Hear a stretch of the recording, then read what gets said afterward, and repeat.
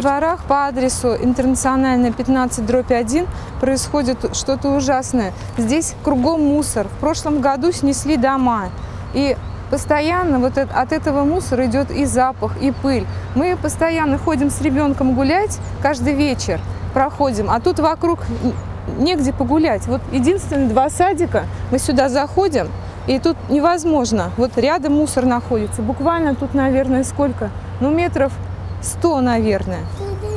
А вокруг гулять абсолютно больше негде. И вот приходится с маленьким ребенком ходить. Вот здесь вот по дороге мы ходим вдоль домов. Ночью тут и вечером ходим, освещение есть. И кругом и здесь мусор со всех сторон.